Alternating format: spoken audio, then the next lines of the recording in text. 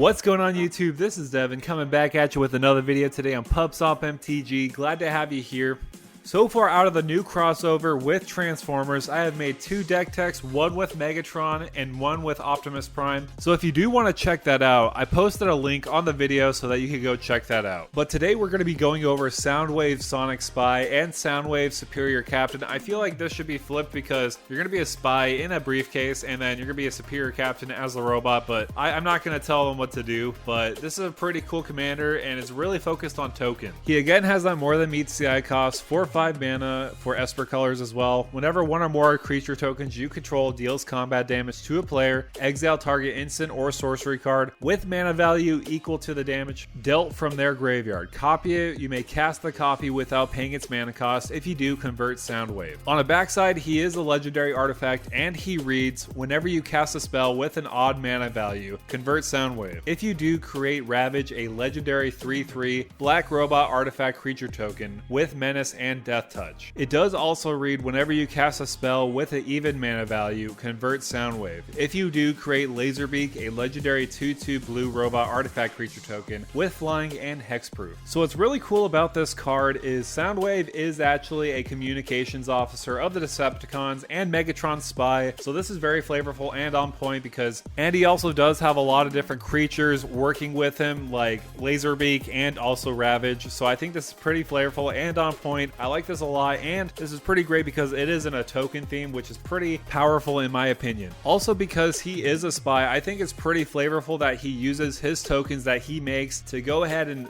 swing over at another opponent and then take something out of their graveyard, some information that they have, so that you could use it against them. So again, I really like this card for what it does. Let's see some of the tokens that this produces as well. So we do have Laserbeak and Ravage here. As you can see, Laserbeak is a flying and hexproof, and Ravage is a menace and death touch. So this is pretty great because they both have great evasion. I do like Laserbeak a little better because it does have hexproof, so it's harder to remove, but honestly Ravage is a really great blocker because nobody wants to come into damage with a death touch blocking its way. So in order to gather intel for Soundwave, we want to get a lot of great Decepticons in this deck list. I mentioned Blitzwing and Starscream already in the Megatron video, so if you want to go check that out, I'll link it above right here. We do also have another Decepticon that works in our color theme with Cyclonus the Saboteur and Cyclonus Cybertronian Fighter. So again, he has that more than meets the eye cost for 5 and Dimir colors, which is pretty expensive, but what does he do? He has flying, and whenever Cyclonus deals combat damage to a player, it connive. Then if Cyclonus's power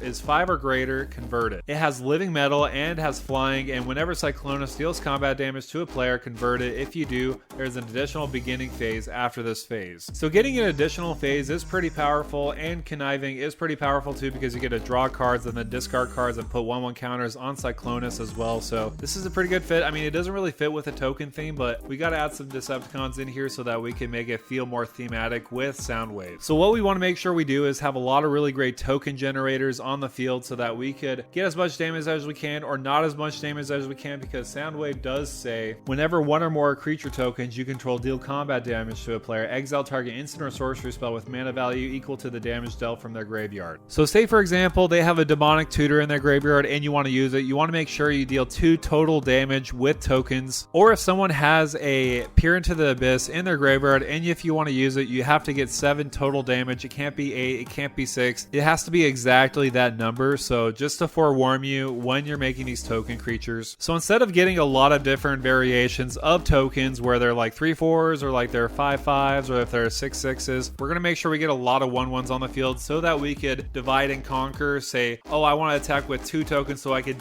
get that demonic tutor. You could totally do that and have the rest of your tokens hang back. So what kind of token generators do we want to use? We have cards like Keeper of the Accord, Sifter of Skulls, Thalis Reverent Medium, Ophiomancer, and Alinda the Dust Rose. I'm definitely going to highlight Keeper of the Accord. This is a fantastic card. I'm going to keep mentioning this till the day I die in token decks because this is absolutely fantastic. You can consistently make tokens on each end step if that player has more creatures than you. Also the same with lands. If they have more lands than you, you can get lands. So this is multi-versatile as well. I also did think of adding Thalis Reverent Medium because at the beginning of each end step, create X 1/1 white spirit creature tokens with flying, where X is the number of tokens you have created this turn. So this is fantastic in this deck because we're going to be creating a lot of tokens anyways.